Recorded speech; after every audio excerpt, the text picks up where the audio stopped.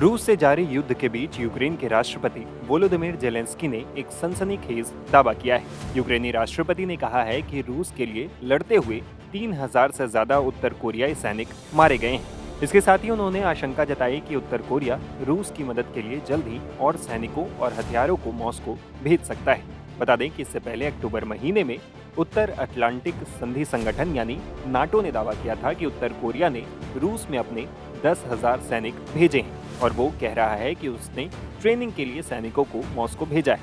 बताया जा रहा है कि कुर्स्क इलाके में यूक्रेन के खिलाफ लड़ाई में रूस की मदद के लिए ये सैनिक भेजे गए हैं। दरअसल यूक्रेन ने गर्मियों में रूस के इस इलाके पर अचानक हमला कर कब्जा कर लिया था।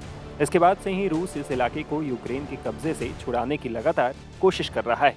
कहा जा रहा है कि अब इस काम में उत्तर कोरिया उसकी मदद कर रहा है, लेकिन जंग में उत्तर कोरियाई सैनिकों पर यूक्रेनी सेना भारी पड़ रही है।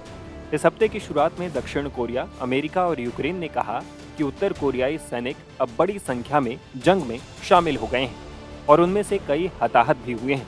अब जेलेंस्की ने बड़ी संख्या में उत्तर कोरियाई सैनिकों के मारे जाने का दावा किया है। उन्होंने कहा,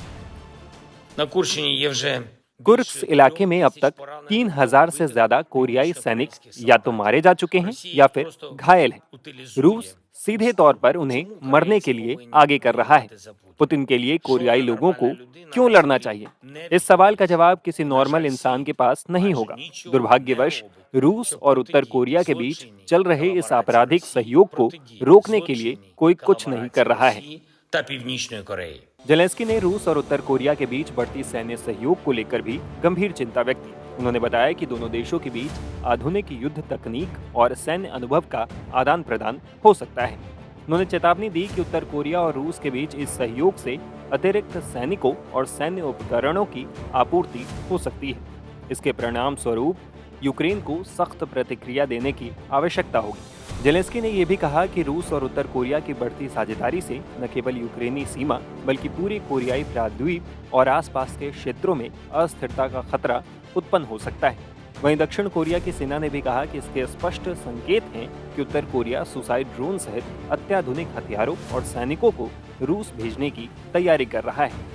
इधर कुर्स्क में मारे गए उत्तर कोरियाई सैनिकों की संख्या से जुड़ी जानकारी का जिक्र करते हुए जेलेंस्की ने कहा कि उनका यह आकलन यूक्रेनी खुफिया विभाग की तरफ से इकट्ठा किए गए आंकड़ों पर आधारित है। बता दें कि बीते कुछ समय में उत्तर कोरिया और रूस के बीच घनिष्ठता बढ़ती दिखी है। इसी साल जून के महीने में रूस के राष्ट्रपति व्लादिमीर पुतिन ने उत्तर कोरिया का दौरा भी किया था।